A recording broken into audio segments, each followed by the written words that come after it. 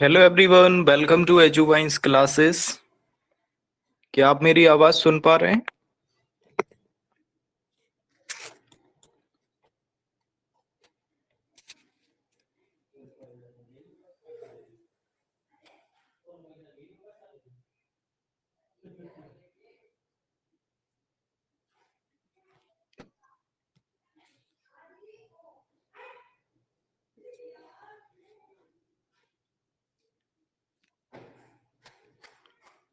Okay guys, तो हम लोग पेपर को दोस्तों शो करते हैं, शेयर करते हैं आपके सामने। तो आपको सभी क्वेश्चंस को देखना है और एक एक करके आंसर करना है।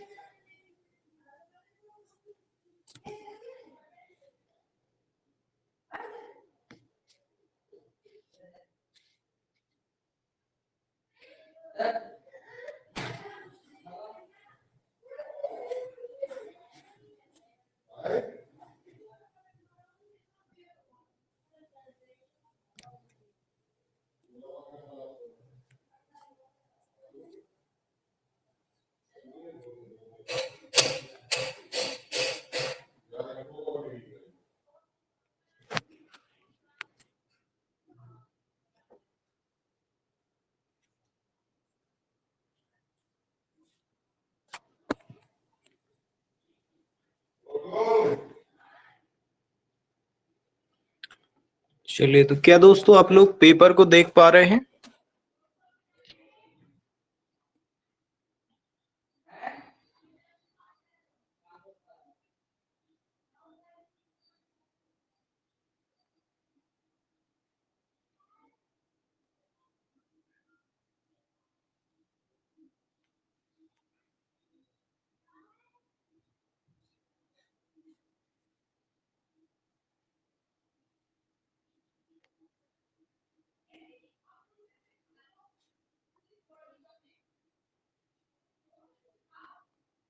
ओके गाइस, तो पहला क्वेश्चन देखिए हमारा ये रहा कि एक खेल क्रिया के दौरान चोट लगने पर रोहन रोने लगा। ये देखकर उसके पिता ने कहा कि लड़कियों की तरह व्यवहार ना करो। लड़के रोते नहीं हैं, जैसे हम लोग सुनते भी होंगे ऐसा अपने सोसाइटी के आसपास। तो पिता का ये कथन क्या दर्शाता है?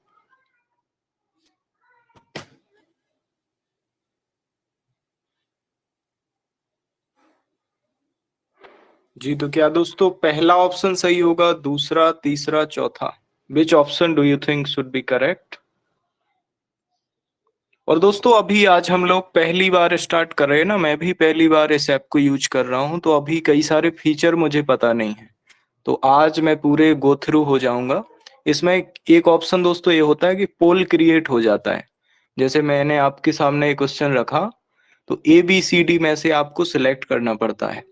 ठीक है, उस फीचर को आज मैं देखूंगा, फिर आपको कल से उसको अवेलेबल कर दूंगा। चलिए, तो सभी ने आंसर दिया है ए। ओके, तो लैंगिक रूढ़िवादिताओं को दर्शाता है। ठीक है, तो ये बिल्कुल दर्शा रहा है दोस्तों, क्योंकि उसने पक्षपाती जो है व्यवहार दर्शाया है। ठीक है, क्योंकि लड़कियों की तरह, मतलब इसमें सीधा ये बोल दिया कि लड़के तो रोते ही नहीं है, सिर्फ लड़कियां रोती रहती हैं। So this reflects gender stereotype. Very good दोस्तों। अब हम सेकंड क्वेश्चन को देखते हैं। लीजिए, एक प्रगतिशील कक्षा में अध्यापक को अटल पाठ्यक्रम का पालन करना चाहिए, विद्यार्थियों में प्रतिस्पर्धा पर बल देना चाहिए, ज्ञान की संरचना के लिए प्रचुर मौके देने चाहिए, या फिर बच्चों को उनके एकेडमिक मार्क्स के आधार पर नामांकित करना चाहिए।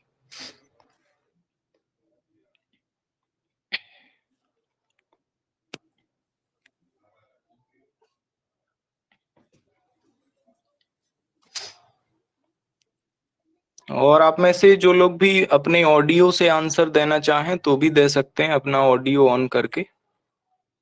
ठीक है, तो टाइप नहीं करना पड़ेगा आपको। चलिए, तो 2 का सी दिया है नेहा, इंद्राक्षी, रानी, सभी ने सी दिया है आपने। ओके, बिल्कुल दोस्तों, बिल्कुल करेक्ट आंसर है हमारा। ज्ञान की संरचना के लिए प्रचुर मौके देने चाहिए। ठीक है, तो इसमें तो कोई डाउट ही नहीं होगा आपको। ये दोस्तों हमारा पेपर जो चल रहा है वो है 2021 का। तो ये अभी सबसे लेटेस्ट जो पेपर है सीटेट का वही चल रहा है। धीरे धीरे हम पीछे चलते जाएंगे, 2019 वाला होगा, 18 वाला होगा, ऐसे तो सभी पेपर को सॉल्व करेंगे। चलिए थर्ड का आंसर करें। क्या दोस्तों ऑडियो क्लियर है या फिर थोड़ा दिक्कत आ रही है ऑडियो में?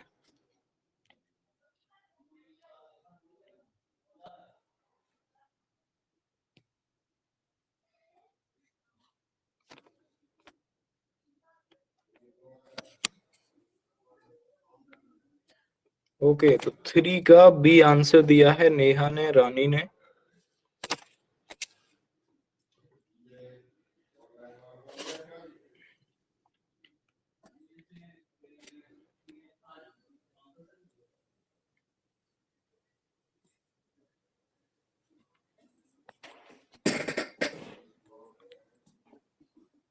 बिल्कुल दोस्तों, थ्री का जो है बी हमारा करेक्ट आंसर हो जाएगा। तो इसमें ये बोला गया था क्वेश्चन में कि क्या, क्यों, कैसे प्रदान करने का फैसला लेती है एक टीचर बच्चों को, क्योंकि उनको हिंट दी जा रही है ताकि बच्चे खुद कर सकें।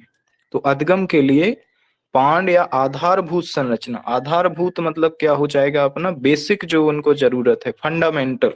ठीक है, तो पांड यानी स्केप फोल्डिंग। स्केप फोल्डिंग के बारे में किसने बताया? लेव वाइगोत्स्की ने, आप जानते ही हैं। तो स्केप फोल्डिंग ये एक ऐसी चीज है दोस्तों जो आप कह सकते हैं किसी चीज को अनफोल्ड करना। जैसे कोई चीज बंद है, मतलब बच्चों का दिमाग जो है उस तरफ नहीं पहुंच पा रहा है, तो अब उनकी सोच को थोड़ा दिशा देने के लिए, ताकि वो खुद सोच सके। ठीक है, तो यही अपना स्केप फोल्डिंग है। तो स्केप फोल्डिंग को आप ऐसे समझें कि किसी चीज को अनफोल्ड करना। चलिए तो चौथे का आंसर करें। ठीक है इंद्राक्षी, समझ आ गया क्या आपको?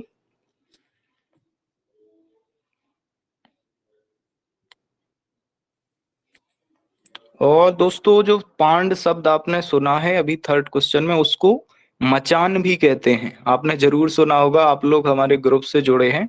तो एक बार ऐसा क्वेश्चन आया था, उसमें पांड की जगह मचान लिखा था। तो उसको भी इसके फोल्डिंग कहते हैं, जो कि वाइगोस्की ने बताया है। चलिए भाई फोर का आंसर देखते हैं क्या आ रहा है। नेहा ने ए दिया है, रानी ने ए। और इसमें दोस्तों एक और अभी फीचर आ गया है टीचमेंट ऐप पर, जिसमें क्या होगा कि यूट्यूब पर भी हम लोग स्ट्रीम कर सकते हैं लाइव को। ठीक है, तो कोशिश हम ये करेंगे कि यूट्यूब पर ही चालू करें।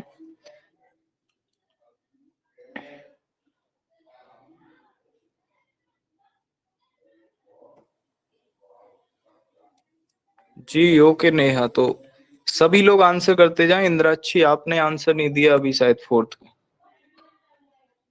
तो कुछ ना कुछ जो भी लगे, भले ही आपको कंफ्यूजन हो, क्लियर ना हो, लेकिन कोशिश करनी है आंसर देने की। चलिए तो ये दिया है इंद्राक्षी ने। ठीक है, अब देखते हैं फोर का। और दोस्तों ये जो मैं जितने आंसर बताऊंगा ना आपको, ये सब ऑफिशियल आंसर है। ठीक है, तो एक न्यू स्टूडेंट दोस्तों ज्वाइन करना चाहते हैं, उनकी एक्सेप्ट कर लेता हूँ रिक्वेस्ट। चलिए, तो फोर का जो है दोस्तों हमारा फर्स्ट आंसर जो है सही हो जाएगा। ठीक है, कि बच्चों के सामाजिकरण के संदर्भ में कौन सा कथन सही है? Socialization of children. तो विद्यालय दोस्तों सामाजिकरण का एक द्वितीयक कारक है। क्यों है? क्योंकि परिवार जो है वो प्राथमिक है। तो ये सबसे अच्छी बात है, बाकी सब में गलत चीजें लिखी हैं। ठीक है, चलिए अब आगे बढ़ते हैं फोर पर। बहुबुद्धि का सिद्धांत किस पर जोर देता है दोस्तों?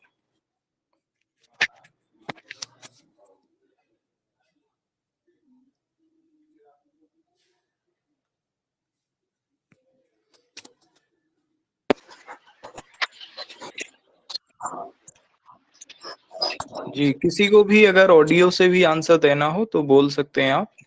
इसका फायदा यही है दोस्तों, आपको वीडियो से क्वेश्चन पूछना है तो पूछ सकते हैं ऑडियो से, ताकि पूरी बात समझ में आ सके हमें।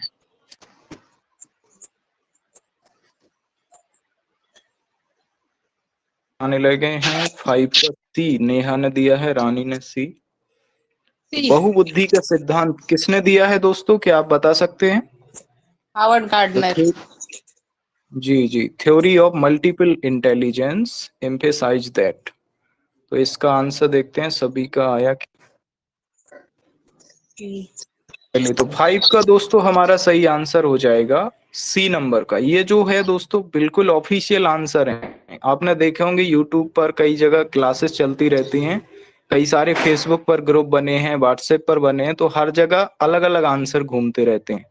क्यों घूमते हैं? क्योंकि उनने कोई बुक पढ़ी, उसमें उन्हें कोई आंसर मिल गया या उनके किसी टीचर ने बताया, तो उनके माइंड में वही बैठ जाता है। और हम लोग क्या करेंगे, जो ऑफिशियल आंसर है उनको करेंगे, ताकि आपको कोई दिक्कत ना हो मार्क्स लाने में। चलिए, तो 5 का सी आंसर हो जाएगा। बुद्धिमत्ता की विभिन्न दशाएं हैं, यही बताया है उन्होंने, टाइप भी बताए हैं बुद्धि के कई सारे, है ना। इसी वजह से थर्ड आंसर। कोई डाउट है किसी को 5th में?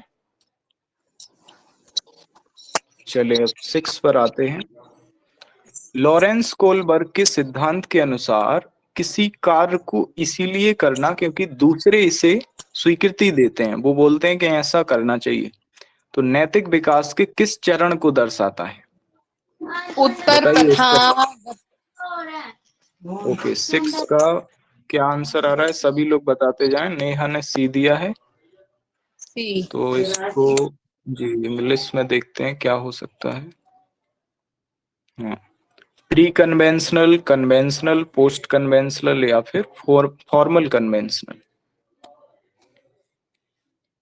तो 6 का दोस्तों हमारा सही जो आंसर है, जो सीटेट ने दिया है ऑफिशियल आंसर, वो हो जाएगा हमारा कन्वेंशनल। ठीक है, तो इसके आपको लॉरेंस कोलबर्ग के पूरे अब सिद्धांत को पढ़ना है, क्योंकि ये प्रैक्टिस सेट को दोस्तों करना, प्रीवियस ईयर को करना हमारा मोटिव ये है, क्योंकि ये जो 30 क्वेश्चन हम करेंगे, जरूरी नहीं कि इसी से आ जाएं, इससे जुड़े हुए क्वेश्चन आएंगे, तो हम और नई नई चीजें सीख सकते हैं कि भाई 6 क्वेश्चन में थोड़ी नई चीज मिली हमें, इसमें कंफ्यूजन हो रही, तो इसको अच्छे से पढ़ेंगे।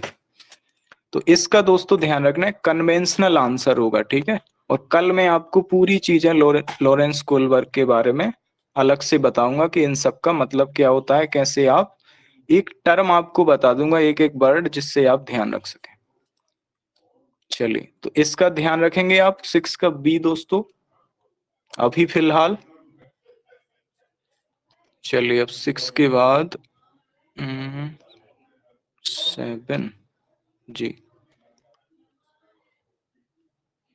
चलिए, तो 7 नंबर को दोस्तों पढ़ें और बताएं क्या आंसर होगा।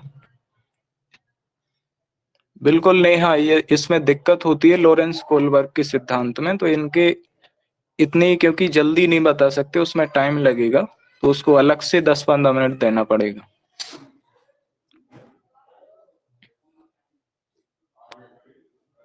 चलिए, अब 7 का आंसर बताते जाएं सभी। इंद्राक्षी ने ये दिया है, नेहा सेवंथ ने ये, ए। रानी। ओके, तो सांस्कृतिक उपकरणों आपने बताया लेओ वाइगोस्की का, सामाजिक सांस्कृतिक, तो उनके सिद्धांत का ही नाम है दोस्तों। क्या बोलते हैं हम इसको, इंग्लिश में क्या बोल सकते हैं, यहाँ लिखा भी है सोशियो कल्चरल, है ना। तो सांस्कृतिक के बारे में बोला गया है, बिल्कुल सही है, ए आंसर हो जाएगा। आगे बढ़ते हैं, 8 वाला पढ़ते जाएं आप। जीन पियाजे अपने संज्ञानात्मक विकास के सिद्धांत में संज्ञानात्मक संरचनाओं को किसके रूप में वर्णित करते हैं? सीमा। चलिए, डी। तो सभी लोग आंसर करते जाएं। 8 का डी आ रहा है आंसर, सी भी आ रहा है। ओके, अच्छा, कोई ये बता सकता है, ये जो तीसरा ऑप्शन है 8 में, विकास का समीपस्थ क्षेत्र, इसको आप जानते हैं जेडपीटी भी कहते हैं, इंग्लिश में लिखा है, किसने दिया है? इज इट जीन पियाजे और Vygotsky? Who has given this term? Vygotsky ने। जी, सभी लोग कंफर्म करें क्या दोस्तों, वाइगोस्की ने ही दिया है ये? तो अगर आपको ये वाइगोत्स्की। पता चल जाएगा, तो अगर आपको लग रहा है कि सी ऑप्शन है, तो आपको फिर कंफर्म हो जाएगा कि सी तो नहीं होगा, क्योंकि यहाँ बात हो रही है जीन पियाजे की। ठीक है, तो इंद्राक्षी ने सी शायद गैस किया था। ठीक है इंद्राक्षी, अब क्लियर हो जाएगा कि सी तो कैसे भी नहीं होना, है ना।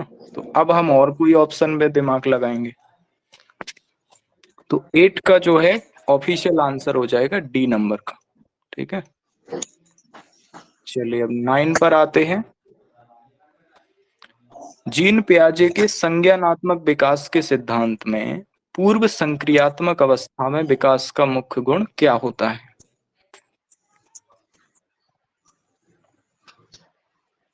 और इन चीजों से दोस्तों आप लोगों को एक ये देखा करें, जब भी प्रीवियस ईयर करें या प्रैक्टिस क्वेश्चन करें तो क्वेश्चन से ही कई सारी चीजें सीखने की कोशिश किया करें। जैसे यहाँ आपको एक नई चीज मिली कि जीन पियाजे का संज्ञानात्मक विकास का सिद्धांत, यानी संज्ञानात्मक विकास का सिद्धांत किसने दिया? जीन पियाजे ने।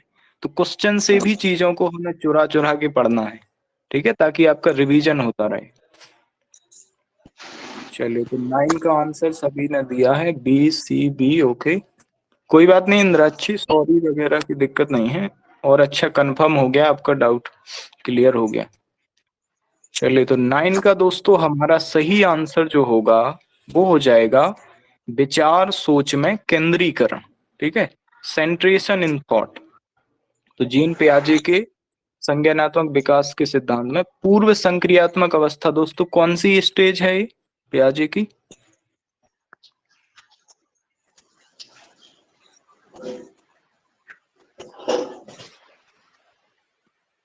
दूसरी।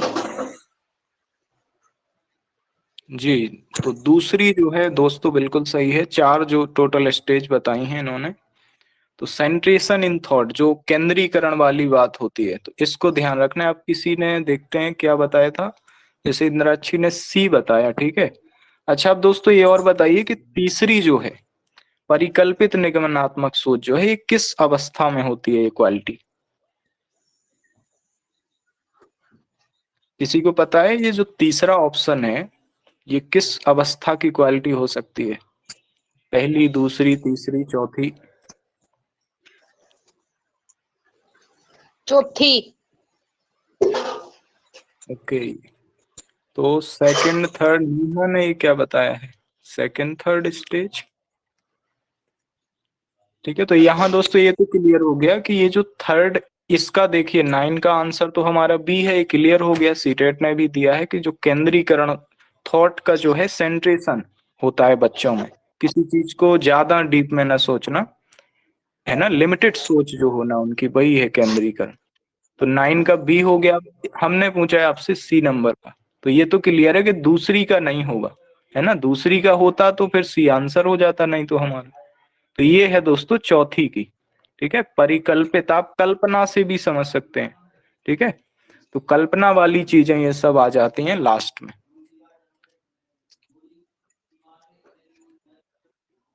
चलिए, तो 9 का हो गया है। ओके, अब 10 पर आते हैं। विकास के संदर्भ में निम्न में से कौन सा कथन सही है?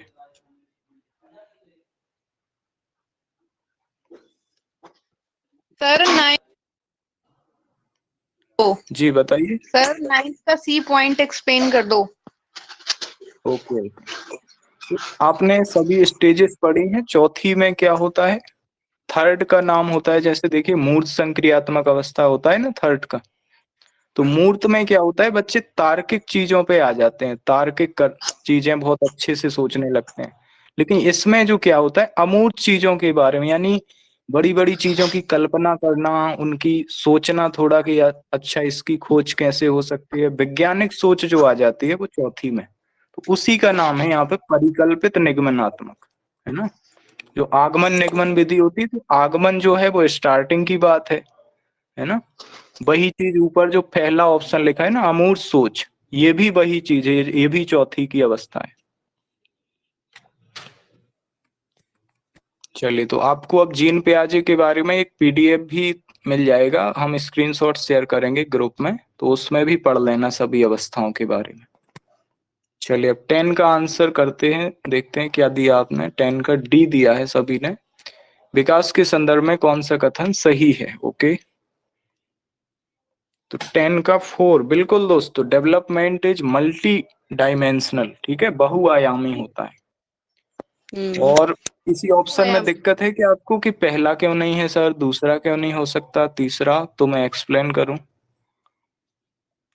मतलब ये देखिए, आपने 10वीं का आंसर कहीं देखा होगा, किसी ने बताया होगा, तो आपने बता तो दिया कि 4 है, लेकिन अब वहां इसी टाइप के कुछ क्वेश्चन आते हैं तो वहां होता है डाउट कि यार ये होगा कि ये होगा, तो वहां ये दिक्कत ना हो, इसीलिए यहाँ क्लियर हो जाए। तो कोई ऑप्शन ऐसा लग रहा है? ओके सभी है, तो आपको यहीं पर हम चैट में जो है क्लास के बाद आपको ग्रुप की लिंक चाहिए तो वो शेयर कर देंगे। ठीक है, तो जो लोग अपने ग्रुप व्हाट्सएप ग्रुप में नहीं जुड़े हैं वो ऐड हो जाएंगे।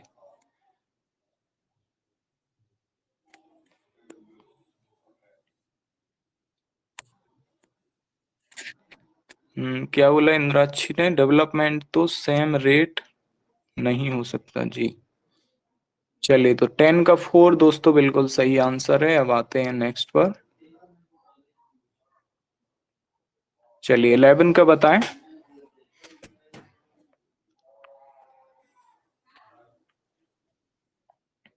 अब जो दोस्तों हमारी नेक्स्ट क्लासेस होंगी उनमें हम लोग बहुत स्पीड में भी करेंगे। अभी तो फर्स्ट टाइम है, पहला दिन है, तो थोड़ा टाइम लग रहा होगा क्योंकि कई सारे फीचर के बारे में मुझे पता नहीं था।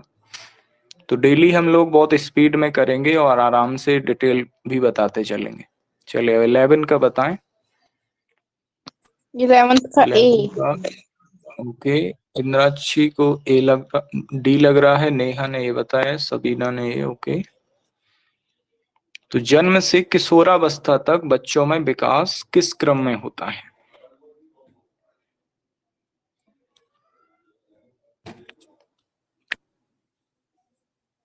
क्रम बताना है आपको। अब देखते हैं 4 जो है इंद्राक्षी ने दिया है, ऐसा क्यों दिया है देखना अब। समझते हैं हम इसको दोस्तों। हम कैसे समझेंगे? प्याजे के द्वारा इनडायरेक्टली जो है जीन प्याजे की ही बात पूछी है। यहाँ लिखा बस नहीं है उनका नाम, लेकिन बात उन्हीं की गई है। तो हम अब गैस करेंगे। देखिए सबसे पहली अवस्था का क्या नाम है जीन प्याजे की, बताइए। जीन प्याजे की फर्स्ट स्टेज का नाम।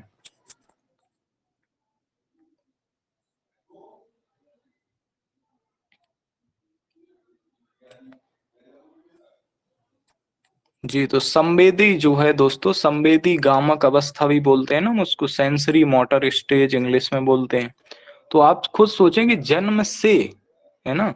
अब जिसको भी फोर्थ ऑप्शन लगा कि अमूर्त से फिर मूर्त फिर संवेदी, तो ये तो उल्टा हो जाएगा कि किशोरावस्था से फिर बाल्यावस्था फिर जन्म, है ना, शैशवावस्था में आएगा, वो तो उल्टा हो जाएगा। क्रम बताना है तो संवेदी, और दूसरी वाली यहाँ दी नहीं गई तो ना दी जाए। हमें क्या करना उससे, हमें तो क्रम तो पूरा सही दिया ना। ऐसा भी हो सकता था दोस्तों, संवेदी, दूसरा ऑप्शन होता पूर्व संक्रियात्मक, तीसरा होता मूर्त, तो भी हम यही आंसर करते। ठीक है, तो फर्स्ट ऑप्शन सही हो जाएगा। चलिए बिल्कुल दोस्तों सही आंसर दिया आप लोगों ने। पहली जो है सेंसरी मोटर स्टेज है। एक प्रगतिशील कक्षा में व्यक्तिगत विभिन्नताओं को किस प्रकार देखा जाना चाहिए?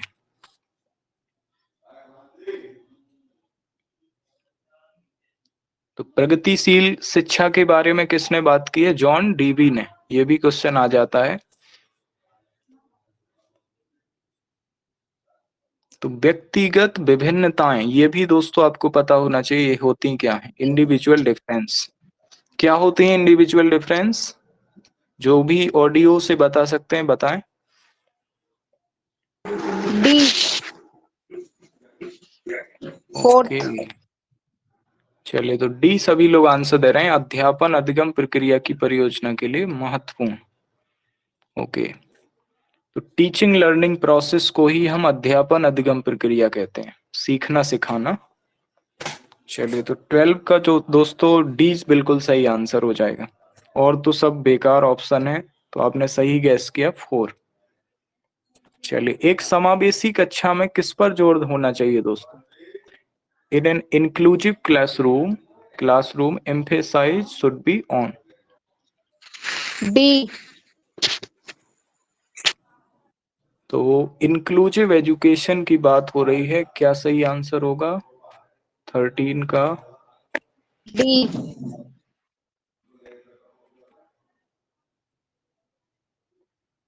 चलिए, तो जो लोग भी कमेंट में लिख रहे हैं ऐसा लिखते जाएं 13 का डी, जो भी लग रहा हो, डी बी ए कुछ भी। तो नंबर लिखते जाएं क्वेश्चन का। तो 13 का दोस्तों हमारा जो सही आंसर होगा वो क्या हो जाएगा। पहला ऑप्शन है कि प्रदर्शन अभिमुखी लक्ष्य पर जोर देना चाहिए, अभिभेदी या समरूपी निर्देशों पर यानी अनडिफरेंशिएट जिसमें अंतर न किया जाए, सामाजिक पहचान के आधार पर छात्रों के बीच अलगाव कि तुम भाई इस कास्ट के हो, तुम उस कास्ट के हो, तुम कमजोर वर्ग के हो, है ना। तो ये किया जाए क्या, या फिर हर बच्चे के सामर्थ्य को अधिकतम करने के लिए अवसर दिए जाए। तो ये सबसे पॉजिटिव बात है। तो डी हमारा बिल्कुल सही होगा। चलिए अब 14 का बताएं। दिव्यांगजन अधिकार अधिनियम 2016 के अनुसार निम्न में से किस शब्दावली का प्रयोग उपयुक्त है। चलिए तो 14 का आंसर बताएं। छात्र जिसे शारीरिक दिव्यांगता है। ओके, और सभी लोग बताएं बाकी। बहुत अच्छा क्वेश्चन है दोस्तों ये। कुछ लोगों को इसमें कंफ्यूजन भी हो सकता है, और अगर ज्यादा ना सोचा अगर तो कोई डाउट नहीं होगा।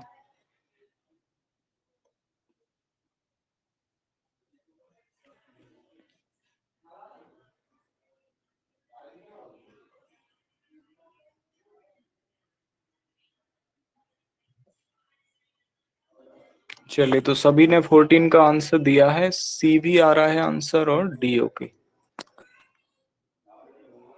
चलिए तो सी दोस्तों इसका करेक्ट आंसर हो जाएगा। इससे बेस्ट तो हमें कोई दिख नहीं रहा है ना।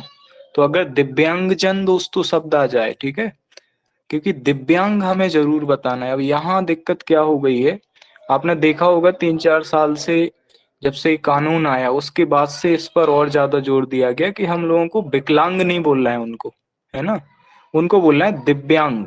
ठीक है, ताकि वो कमजोर फील ना करे, उन्हें ये लगे कि हम भी कर सकते हैं, जो भी जिनके हाथ पैर हैं वो भी जो काम कर सकते हैं और हम भी कर सकते हैं। तो उनको हम अशक्त नहीं बोल सकते, ठीक है। तो इस वजह से ये थोड़ा ऑप्शन डाउन हो जाएगा, इसकी क्वालिटी गिर जाएगी। छात्र जिसे शारीरिक दिव्यांगता है, यही सबसे बेस्ट है। ये तो सब गड़बड़ है। अगर दिव्यांग जन शब्द मिले तो भी हो जाता अपना आंसर सही। चलिए, किसी को कोई डाउट है 14 में। अब आते हैं नेक्स्ट पर। चलिए 15, अधिगम कठिनाइयों से जूझते छात्रों की जरूरतों को संबोधित करने के लिए एक अध्यापक को क्या नहीं करना चाहिए। तो अधिगम कठिनाइयों से जूझते छात्रों की जरूरतों को, तो जूझ कौन रहे हैं, बच्चे, और उनको डी। सुधारना है ना। तो क्या करना चाहिए टीचर को, क्या नहीं करना चाहिए। और इस क्वेश्चन में दोस्तों बच के रहना पड़ता है, क्योंकि ये जो नहीं शब्द है इससे बचना पड़ता है। क्योंकि हो सकता है आपने अगर नहीं शब्द नहीं देखा तो आप पॉजिटिव आंसर करके आएंगे। चलिए तो भाई 15 का डी सभी ने दे दिया है आंसर, वेरी गुड दोस्तों। 15 का जो है हमारा डी आंसर हो जाएगा, शिक्षा शास्त्र और आकलन की जटिल संरचनाओं का प्रयोग। और दोस्तों आप लोगों को थोड़ा सा अगर इंग्लिश में इंटरेस्ट हो तो आप इंग्लिश में भी चीजों को देख लिया करें। और इंग्लिश कहाँ से सीखेंगे, जैसे आपके पास कोई बुक है तो वो तो हिंदी में होगी ज्यादातर, तो वहां नहीं सीख सकते। ये जो हम पेपर करते हैं तो इसमें इनडायरेक्टली आप सीख सकते हैं कि जब हम आपको ये बताएं कि इसका भाई फोर्थ आंसर दिया था, तो आप यहाँ देखा करें उनके वर्ड को कि भाई शिक्षा शास्त्र को क्या बोला गया है, पेडागोजी, आकलन को असेसमेंट। क्योंकि कई सारे क्वेश्चन ऐसे होते हैं जब हमें हिंदी में समझ नहीं आते तो इंग्लिश में समझ आते हैं। क्योंकि हिंदी में क्या होता है, बहुत सारे कठिन वर्ड, पर्यायवाची बहुत सारे होते हैं तो वो यूज हो जाते हैं, पर इंग्लिश में वो वर्ड सेम ही रहता है ज्यादातर। चलिए तो डी सही था दोस्तों, वेरी गुड। 16 का आंसर करें। सृजनात्मकता से जुड़ा तो देखिए हर बार आता है क्वेश्चन। बी। चिंतन। तो अभी क्या दोस्तों सही होगा इसमें, या फिर कोई और हो सकता है। अब सारी जल्दी से चिंतन। बताएं सभी। नेहा ने 16 का बी दिया है।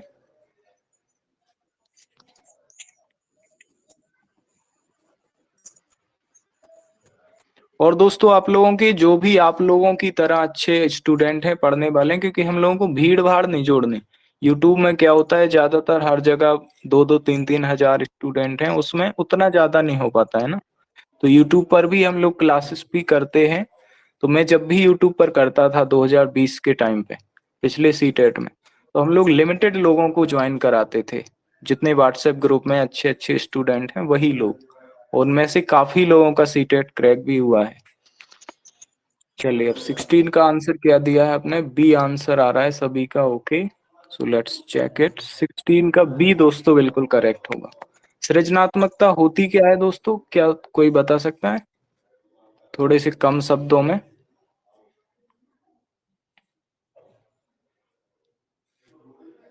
अच्छा, एक और क्वेश्चन पूछता हूं तो उससे क्लियर हो जाएगा। ये जो अपसारी चिंतन है, इसमें आपको ये बताना कि जो बंद अंत वाले क्वेश्चन होते हैं, जिनको हम बंद अंत या मुक्त अंत वाले, ये तो सुने हैं आप लोगों ने।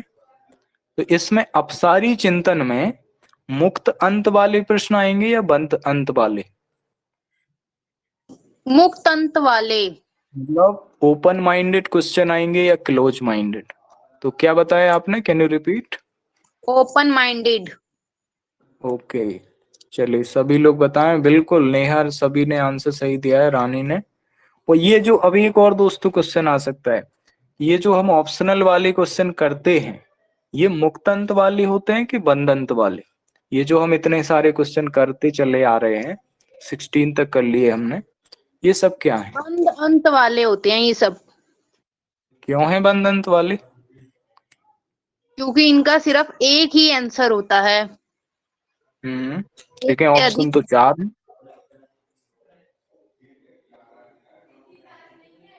तो हो सकता, क्या हो सकता, मुक्तंत नहीं हो सकता? मैं आपसे पूछ बस रहा हूं, अभी मैं बता नहीं रहा। चलिए, तो बंद सभी ने क्या दिया? ओके, क्लोज दिया है, ठीक है। हाँ, तो इसका दोस्तों वैसे होना क्या होना चाहिए? क्लोज ही होना चाहिए, क्योंकि उसका आंसर तो फिक्स ही है ना, है कि नहीं? वो मुक्त अंत में क्या होता है, जैसे हमने बच्चों को बोल दिया, आपने पर्यावरण में भी पढ़ा होगा कि अगर, जैसे हम, कोई टीचर पूछता है बच्चों से कि बच्चों अगर बिजली खत्म हो जाए या पेट्रोल डीजल कब तक हम यूज कर सकते हैं, अगर वो कभी ना कभी तो खत्म हो ही जाएगा जितना है, तो फिर क्या करेंगे?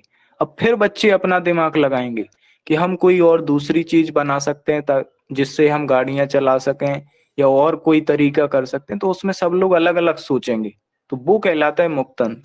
और यहाँ जैसे हम पूछें बच्चों से कि बच्चों सृजनात्मकता की पहचान का मुख्य लक्षण क्या है, तो इसका तो फिक्स है ना आंसर। अगर उनने कहीं पढ़ लिया होगा तो बस डायरेक्ट वो ही बताएंगे, अलग अलग आंसर नहीं है, इसीलिए ये कैसा हो जाएगा, बंद अंत वाला। चलिए, 17 का आंसर करें। विविध पृष्ठभूमियों के अधिगमकर्ताओं को संबोधित करने के लिए एक टीचर को क्या करना चाहिए? तो अधिगमकर्ता कौन है? बच्चे हैं जो कि अलग अलग बैकग्राउंड के हैं, विविध पृष्ठभूमियों के। 17 का सभी लोग फास्ट आंसर दे रहे हैं। इंद्राक्षी ने सी दिया है। तो अभी मैं दोस्तों आपके जो कमेंट देख रहा हूं, क्या आपको ये स्क्रीन में आपको भी दिखता है? क्योंकि मेरे पास एक चैट वाला जो बटन है, मैं देख रहा हूँ कि 17 का सी दिख रहा, मुझे रानी का सी बी। दिख रहा, नेहा ने भी बी तो आएगा आपको भी क्या 17 का। नहीं है? ये मैं पूछ रहा कि क्या स्क्रीन आपको भी दिखती है जिसमें मैं आंसर देख रहा हूँ सबके, या मुझे बस दिखती है? आपको क्या अभी क्वेश्चन दिख रहा है इस टाइम पे? दिखाई दे रहा है 17 क्वेश्चन, प्रॉपरली दिख रहा है, हिंदी एंड अच्छा, इंग्लिश दोनों मीडियम में। हाँ, चलिए, तो ये अच्छी चीज है। मुझे क्या लग रहा था कि मैं जब भी सबके आंसर देखता हूँ ना, तो एक अलग से एक पेज ओपन हो जाता मेरे लिए, तो मुझसे मुझे लगता था कि क्वेश्चन तो नहीं बंद हो जाता। चलिए, ये अच्छी चीज है। तो 17 का आंसर क्या आ रहा है? सी आ रहा है। चलिए, 17 का जो है क्या आंसर होना चाहिए? बी आंसर होगा, ठीक है। अब मानकीकृत, यही दोस्तों अब सबसे अच्छा क्वेश्चन मिला है आप लोगों को ये, क्योंकि इसमें डाउट होता है बहुत लोगों को। तो सभी के लिए मानकीकृत आकलन। अब दोस्तों, मानकीकृत आकलन पता क्या होता है? क्योंकि हम लोगों को ये वर्ड बहुत अच्छा लगता है कि ये तो अच्छा शब्द है यार, मानकीकृत। लेकिन ये दोस्तों स्टैंडर्डाइज असेसमेंट इसलिए यूज नहीं होगा क्योंकि बच्चे कैसे हैं, विविध पृष्ठभूमि के। कोई अच्छे दिमाग वाला होगा, जल्दी सीख जाएगा, कोई थोड़ा कमजोर होगा। तो हर बच्चे की सीखने की क्षमता अलग होती है, हम ये सब जानते हैं। हर बच्चा यूनिक होता है, तो उसको उसके हिसाब से पढ़ाया जाएगा। विविध विन्यासों से उदाहरण लेने चाहिए, ठीक है। तो draw examples from diverse setting. अब जैसे एक क्लास में टीचर ने कोई चीज बताई बच्चों को, कुछ बच्चों को समझ आ जाएगी उसने जिस ट्रिक से बताया, लेकिन उसे फिर दूसरा कोई एग्जाम्पल देना पड़ेगा तब किसी और को समझ आएगा।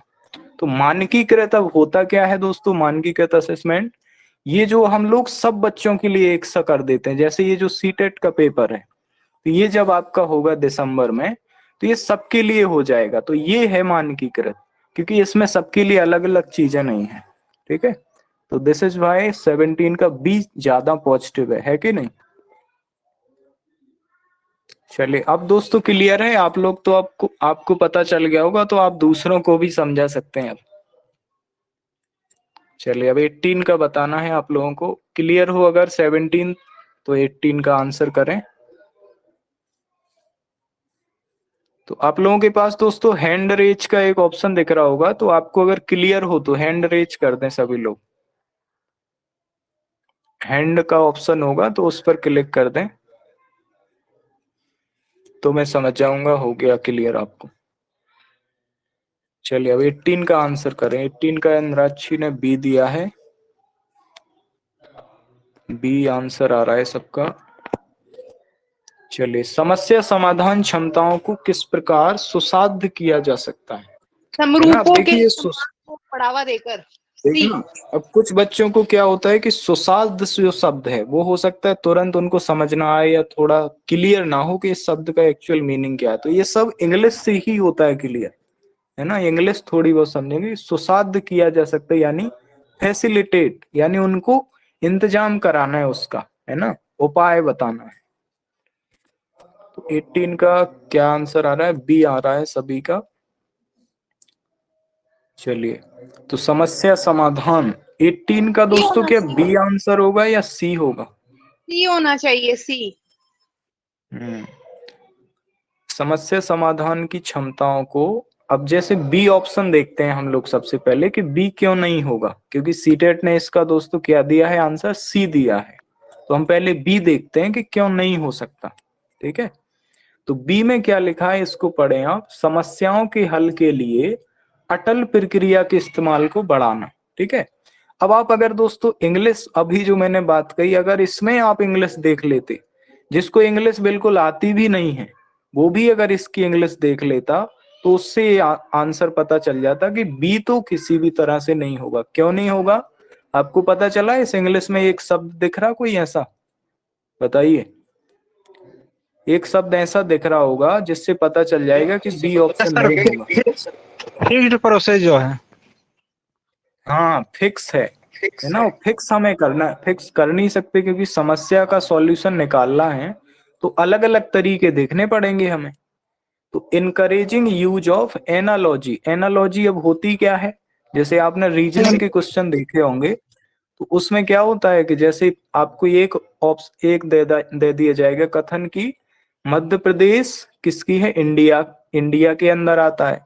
फिर अगला ऐसे ही कोई दे देंगे, और कोई जैसे ऐसा दे दिया उन्होंने एक जिला दे दिया किसी स्टेट का, अब दूसरा कोई जिला दे देंगे यूपी वाला, तो उसमें हमें यूपी आंसर करना पड़ेगा। इस तरह से होती है एनालॉजी।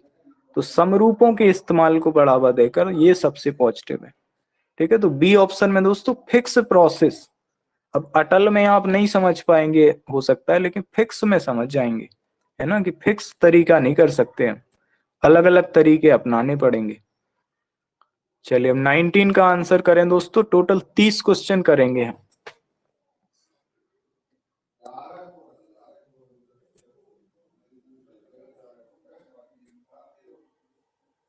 चलिए वेरी गुड दोस्तों, अब आपको क्लियर हो गया 18 का सी। अब 19 का आंसर करें। तो 19 का अधिगम की बी। अभिप्रेरणा को, हाँ क्या बताया 19 का, बी। ओके। अधिगम की अभिप्रेरणा को किस प्रकार कायम रखा जा सकता है, यानी मोटिवेशन टू लर्न। इसका मतलब ये है कि जैसे अपनी आज हमने लाइव क्लास शुरू की, तो ग्रुप में लिंक काफी लोगों को शेयर की, तो आप लोगों के अंदर मोटिवेशन टू लर्न है ना, सीखने की इच्छा है अंदर से है, यार हम पास कर सकते हैं, हमारे अंदर क्षमता है, तो हमें ज्वाइन करना चाहिए और प्रैक्टिस करनी चाहिए अच्छी। और कुछ लोगों ने नहीं किया होगा, कुछ लोग कर नहीं पाए होंगे किसी वजह से, लेकिन कुछ लोगों के अंदर मोटिवेशन टू लर्न की कमी होगी, है ना। तो इसको कैसे कायम रखा जा सकता है? क्या आंसर आ रहा है? बी दिया है सभी ने, ओके। तो बिल्कुल दोस्तों, आपने भी दिया है और सीबीएसई ने भी इसका बी आंसर दिया था। प्रवीणता अभिमुखी लक्ष्यों पर जोर देकर, फोकसिंग ऑन मास्टरी ओरिएंटेड, इसका मतलब क्या है दोस्तों? क्या आप बता सकते हैं? प्रवीणता अभिमुखी, क्या इसका मतलब ये है कि अच्छे नंबर लाए जाएं, या फिर और कुछ है?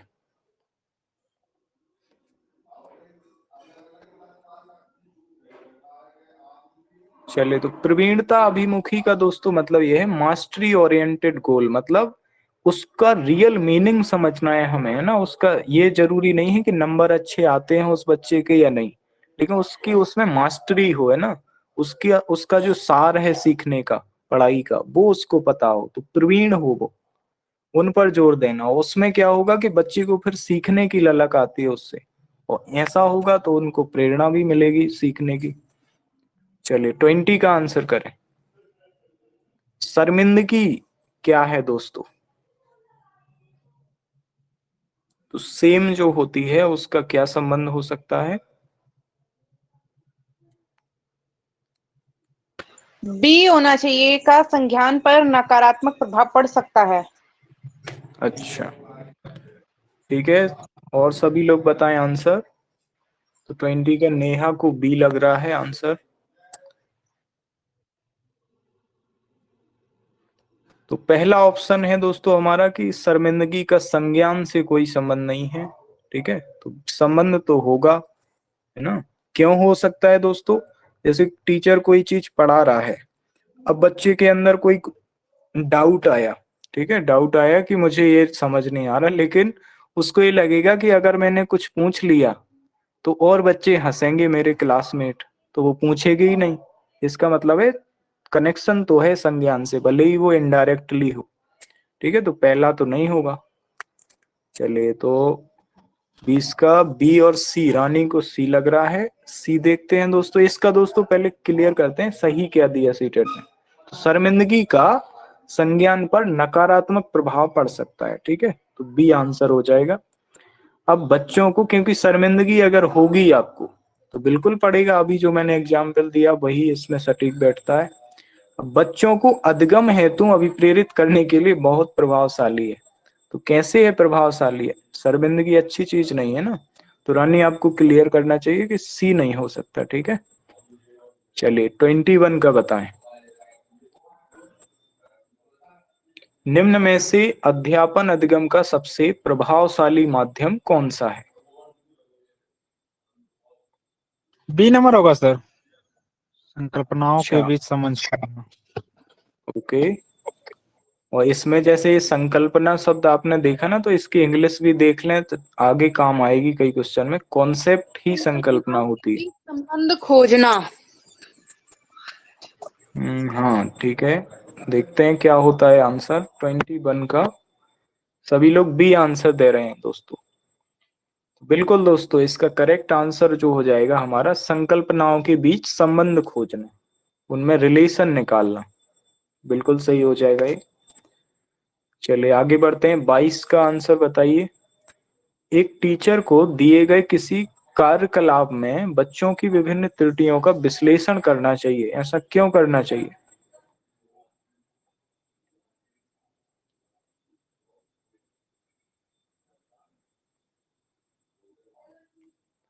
चलिए, तो 22 का बी नेहा ने दिया है, रानी ने, इंद्राक्षी, वेरी गुड बी दोस्तों, आप नंबर ही लोग होगा सर। फास्ट आंसर दे रहे हैं। क्या बताया बबलू आपने? बी नंबर ही होगा, इधर लगे।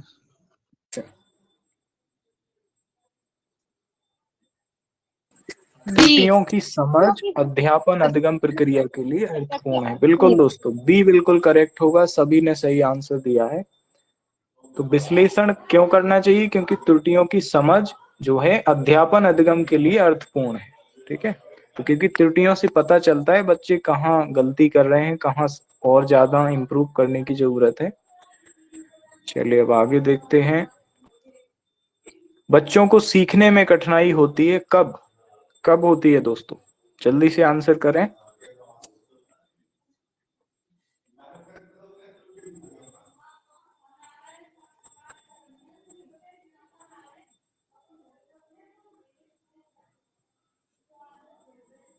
डी, विषय वस्तु को बहुरूपों में प्रस्तुत किया गया हो। ओके,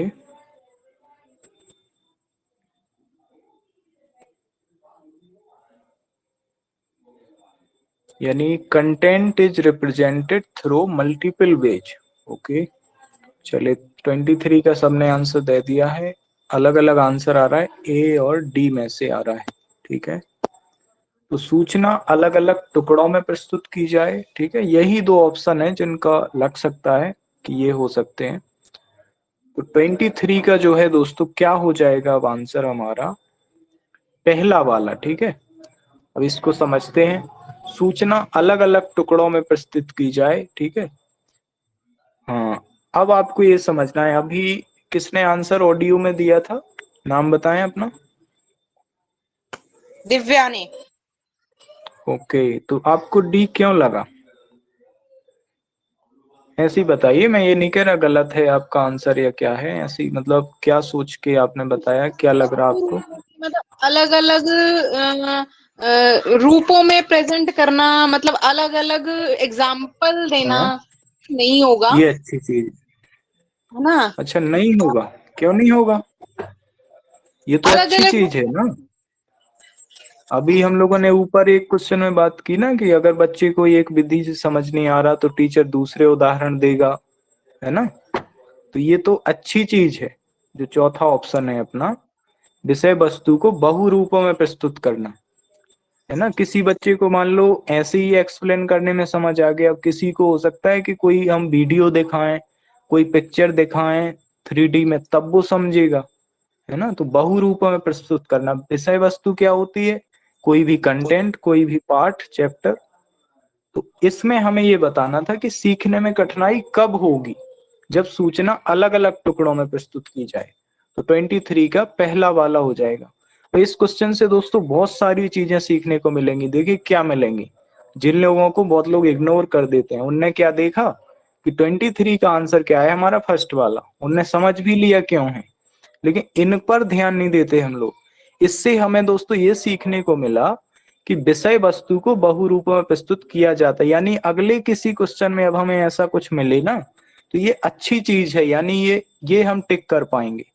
ये जहां भी मिलेगी इसका मतलब ये हमेशा बाल विकास में सही बात होती है। अधिगम सामाजिक संदर्भ में हो, ये सही बात है। ये तीनों सही होंगे। क्यों होंगे? इसीलिए होंगे क्योंकि हमारा आंसर तो सिर्फ ये है ना, ये वाला, सूचना अलग अलग, इसका काम खत्म कर दिया। और ये बाकी तीन क्यों नहीं है? क्योंकि ये ऑप्शन अच्छे हैं, पॉजिटिव हैं। ये कुछ ऑप्शन जो फर्स्ट वाला है वो गलत है। वो इसमें हमें नेगेटिव पूछा था, गलत वाला, तो हमने गलत आंसर दे दिया।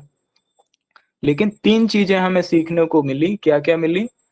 कि वे आंतरिक रूप से अभिप्रेरित हों, अधिगम सामाजिक संदर्भ में हो, विषय वस्तु को बहुरूपों में प्रस्तुत किया गया हो। ठीक है, तो ये सब चीजें आपको क्वेश्चन से ही अच्छी अच्छी चीजें चुरानी है, क्योंकि इस क्वेश्चन के ऑप्शन से अगर आप चीजें लेंगे तो आपको फायदा होगा, क्योंकि इसी से जुड़े क्वेश्चन अगली बार बनेंगे। चलिए अब 24 का आंसर करें।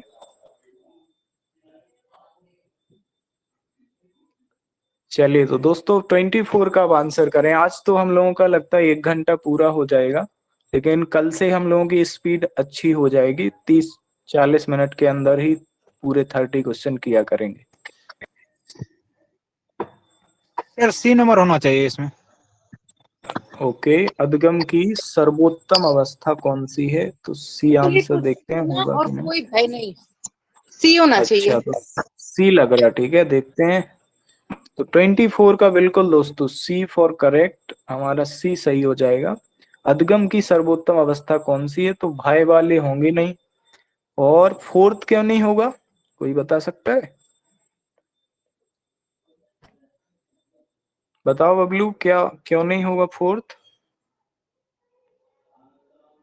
सर बिना उत्तेजना का तो कोई काम हो ही नहीं सकता है, उत्तेजना रहना ही चाहिए सर। जी, क्योंकि इसमें हमें ये तो देखिए, हम लोगों को जब पता नहीं चलती आंसर, तो ये तो हम देख लेंगे कि ये नहीं होगा, ये नहीं होगा, है ना, क्योंकि उच्च भय लिखा है इसमें, इसमें निम्न उत्तेजना भी है, तो ये तो होंगे नहीं। अब यहाँ आपको लग सकता है कि यहाँ कोई भय नहीं, कोई नहीं, यानी तीन और चार में से कोई हो सकता है। अब इनमें हम छटनी करेंगे कि क्या हटा दें हम जिससे अपना आंसर मिले। तो यहाँ ये चीज आ गई, कोई उत्तेजना नहीं। ठीक है, तो अपना सी आंसर हो जाएगा बिल्कुल। चलिए वेरी गुड दोस्तों, सभी का आंसर करेक्ट है। 25, अधगम का संरचनात्मक विचार यह सुझाव देता है कि ज्ञान की संरचना में क्या होना चाहिए।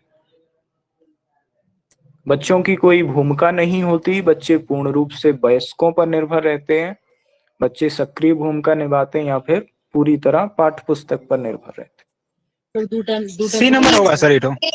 नंबर होगा। हैं। ओके, तो इसमें क्वेश्चन में जो एक शब्द है इस पर डिपेंड करता है क्वेश्चन, संरचनात्मक विचार है ना, construction of their own knowledge, वो खुद ज्ञान का निर्माण करें। अब पता है दोस्तों किस सिद्धांत से जुड़ा हुआ है, जीन पियाजे से जुड़ा पूछा गया है ना। ये जो जीन पियाजे, वाइगोस्की, इन्हीं के इर्द गिर्द क्वेश्चन घूमते रहते हैं, भले ही उनका क्वेश्चन में नाम ना लिया गया हो, लेकिन construction of their own knowledge, यानी आपने सुना होगा उनके बारे में कि ज्ञान का निर्माण करना किसने बताया है, जीन पियाजे ने, कि बच्चे अपने ज्ञान का निर्माण खुद करते हैं, है ना, सक्रिय रूप से ज्ञान का निर्माण करते हैं, ये भी कुछ बुक्स में मिलता है, तो वही चीज है।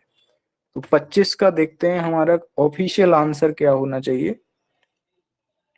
चलिए बिल्कुल दोस्तों, सी जो है सबसे बेस्ट ऑप्शन है, सभी ने सी आंसर दिया है। ठीक है रानी, तो क्लियर हो गया। अब बी लग रहा था रानी को, देखते हैं। बच्चे पूर्ण रूप से वयस्कों पर निर्भर रहते हैं, ये तो गलत हो जाएगा। ठीक है, पूरी तरह से नहीं। चलिए अब 26 का आंसर करें दोस्तों। चलिए तो दोस्तों 5 मिनट है हमारे पास, कोशिश हमें ये करनी है कि 30 तक खत्म कर दें, क्योंकि हो सकता है 1 घंटे की क्लास थी है, तो 1 घंटे बाद हो सकता है क्लोज हो जाए। तो अधिगम के लिए निम्न में से कौन सी धारणा जरूरी है। सर ए नंबर सही होगा। अच्छा, पहला वाला। चलिए तो सभी लोग आंसर करते जाएं। तो योग्यता सुधार है, एबिलिटी इज इम्प्रूवेबल। ओके, चलिए वेरी गुड दोस्तों, ये अपना सही हो जाएगा बिल्कुल। इम्प्रूव किया जा सकता है एबिलिटी को। ठीक है, तो कौन सी धारणा सही है। यहाँ आपको देखिए उसी क्वेश्चन से जुड़ी चीज मिल गई, एक अटल वाला था ना, तो अटल में हम लोगों को क्या लगने लगता है ना कि अच्छी चीज है, बट ये फिक्स है ना, तो ये इसीलिए यहाँ गलत हो जाती है बाल विकास में। प्रयासों से कोई फर्क नहीं पड़ता, ये गलत है। असफलता, अनियंत्रित है, ये सब नहीं होंगे, पहला बिल्कुल सही है। चलिए अब 27 करें। निम्न में से कौन सी परिपाटी बच्चों में संकल्पनात्मक समझ में बढ़ोतरी करती है। ए। चलिए और सभी लोग बताएं। बहुत अच्छा क्वेश्चन है दोस्तों ये 27। और सोच लीजिए सभी लोग, अच्छे से सोचें 10 सेकंड के अंदर। चलिए तो नेहा को डी लग रहा है, ए रानी ने बताया है। ठीक है, सर डी ही होना चाहिए सर। ठीक है, तो ए और डी में टक्कर चल रही है ना दोस्तों। ए सी आपके माइंड में भी सबके यही चलेगा कि किसी को ए लगेगा, किसी को डी। ठीक है, क्योंकि बी सी तो नहीं लगेंगे।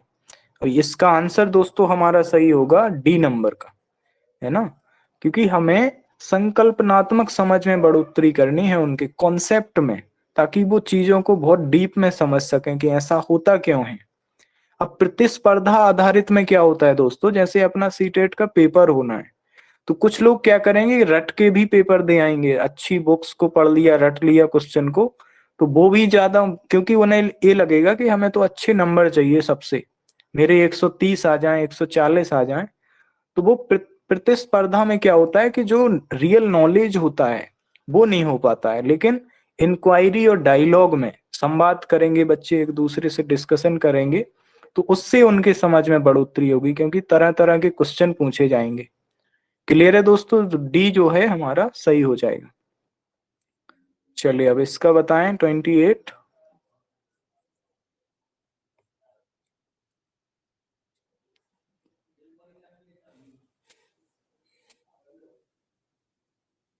ऑडियो दोस्तों क्लियर आ रहा है क्या मेरा, फंस तो नहीं रहा थोड़ा ऑडियो कि कट के आ रहा हो थोड़ा?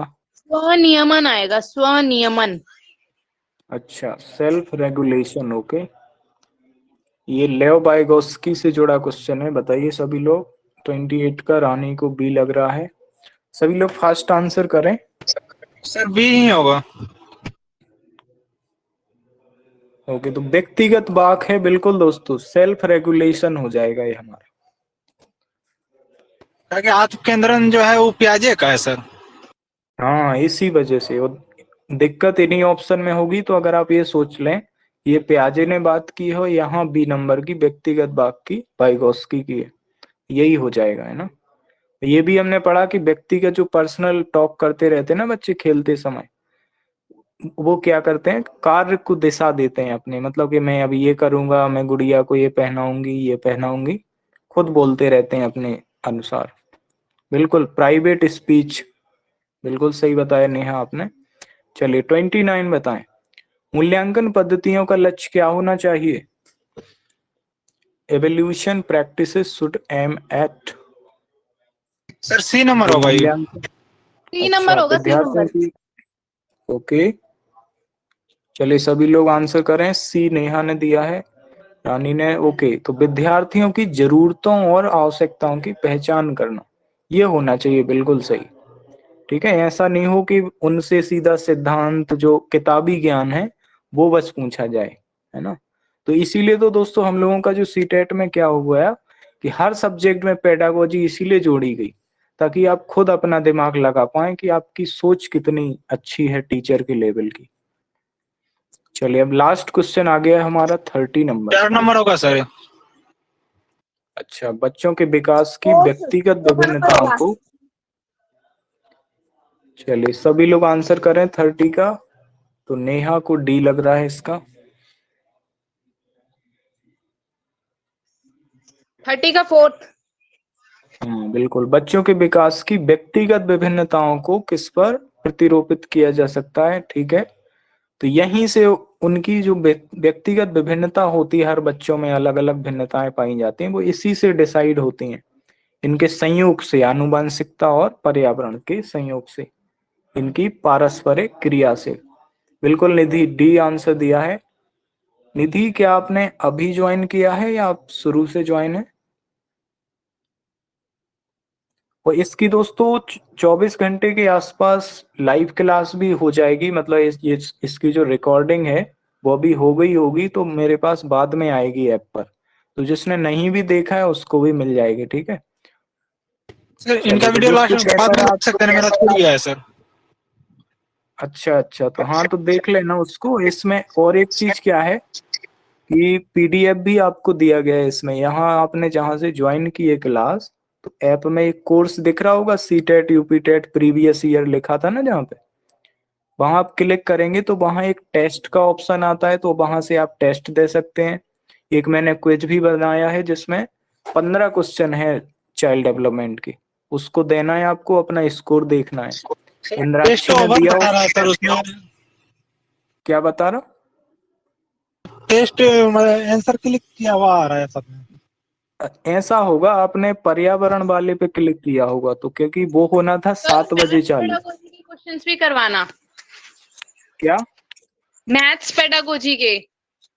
हाँ बिल्कुल कराऊंगा, और मैंने यूट्यूब पर भी, आप एजुवाइंस क्लासेस सर्च करना, तो उसमें मैंने 3 क्लासेस ली थी मैथ पेडागोजी की, जो जब आपका 2020 का होना था, तो वो बहुत अच्छी क्लास है उनकी, मैं लिंक शेयर करूंगा, तो वो भी देख लेना। यहाँ तो चलेगी बिल्कुल, मैं मैथ पेडागोजी कराऊंगा।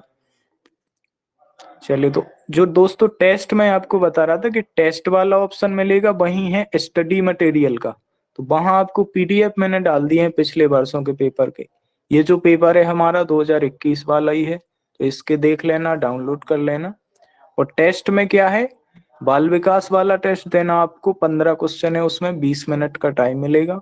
और पर्यावरण वाला भी मैंने टेस्ट बना दिया है, तो वो होगा आपका 7 बजे के बाद चालू होना था, तो अब चालू हो गया होगा, तो उसको भी दे देना। ठीक है, तो कैसा रहा आपको दोस्तों सेशन, कैसा रहा आज का? कोई दिक्कत है 30 क्वेश्चन में? एक क्वेश्चन में दिक्कत होगी, कोलबर्ग वाला है ना, तो इसको आपको भी अब दिमाग लगाना है, आपको ज्यादा आपने देखिए 30 क्वेश्चन किए, अब उसमें बहुत सारे क्वेश्चन में आपको डाउट था तो वो क्लियर हो गया, कुछ क्वेश्चन आपसे अच्छे से बनते ही थे वो बन गए, तो एक दो क्वेश्चन ऐसे छट के आए होंगे कि यार इनमें दिक्कत होगी, तो इनको पढ़ते रहो, नेट पर सर्च करो कि कोलबर्ग ने क्या सिद्धांत दिया, बुक्स में सर देखो। मेन कॉल्वर का थ्योरी में ही दिक्कत हो रहा है सबसे ज्यादा, और हाँ जाकर के अधिगम के लिए आकलन, अधिगम का आकलन, इसमें भी दिक्कत हो रहा है बहुत ज्यादा। हाँ हाँ, तो ठीक है, अभी जैसे हमें कोलबर्ग की बात टकराई, ठीक है, तो अब हम क्या करेंगे, आज तो आपको व्हाट्सएप पर पहले इनसे जुड़ी चीजें डालेंगे, उनको आप पढ़ेंगे शॉर्ट में सभी जो अवस्थाएं, फिर हम कल क्या करेंगे कि कुछ इनसे जुड़े क्वेश्चन कर लेंगे और उनसे जुड़े कुछ शब्दों को ध्यान रखेंगे, कि जैसे हम वो कर लेते ना जीन प्याजे में, कि ये शब्द मिलेंगे तो ये इस अवस्था से जुड़ा होगा, ऐसे ही हम इसमें करेंगे, ठीक है, तो डाउट नहीं होगा। ठीक है, तो क्लियर है सर दोस्तों, अब सेशन को खत्म करें। हाँ, हेलो, क्या वो बोला आपने, रिपीट कीजिए। बोले सर ईवीएस का क्विज कब होगी? क्विज कौन सी, व्हाट्सएप ग्रुप ईवीएस पर या नहीं, यहाँ पे। ईवीएस वाली अभी शुरू हो तो चुकी है, इसमें ऐप पर अगर आप लगाना चाहें। हम्म, आपने अभी टेस्ट देखे हैं इसमें, ऐप में चाइल्ड डेवलपमेंट वाला भी है।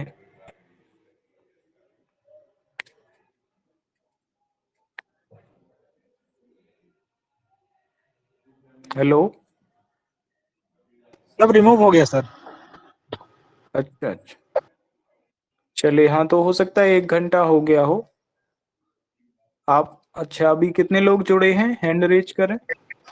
केवल हम जुड़े हुए हैं सर, और आप। अच्छा, हाँ हाँ, चलिए ठीक है, तो अब 1 घंटा हो गया होगा इसी वजह से। ठीक है सर। चलिए, तो कल अब किसका ज्वाइन करना है आपको, कल ईवीएस के करें क्वेश्चन 30, हाँ सर, ईवीएस का ही अच्छा रहेगा।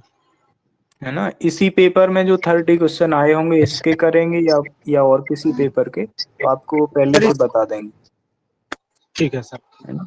तो आप लोगों को अभी क्या करना है, जैसे हमने अभी बोला ना 2021 का है ये पेपर, तो इसके अभी आपको आंसर वगैरह कहीं नहीं देखने, बुक में भी कहीं मिले भी अगर वीडियो वीडियो चल रहा हो तो वो भी नहीं देखना है, क्योंकि पहले अपन को थोड़ा सोचना है उनके बारे में, जैसे आज सोचा ना, तो उसमें अपना दिमाग लगाना है थोड़ा, ताकि आप पहली बार उनको देखें कल यहाँ। ठीक है, तो अभी आंसर वगैरह इसके मत देखना जो ईवीएस के कल हम करेंगे 30 क्वेश्चन। ठीक है सर। ठीक है, ओके, तो इसका वीडियो अगर पूरा नहीं देखा आपने तो वो मिल जाएगा आपको, शेयर कर देंगे, यूट्यूब पर डाल दिया करेंगे, ठीक है, इसके जो होंगे सेशन जो पहले खत्म हो जाए करेंगे, तो जिसको भी बाद में देखना हो तो वो देख लिया करेगा। हाँ सर, अच्छा रहेगा यूट्यूब में डालने। ठीक है, ओके।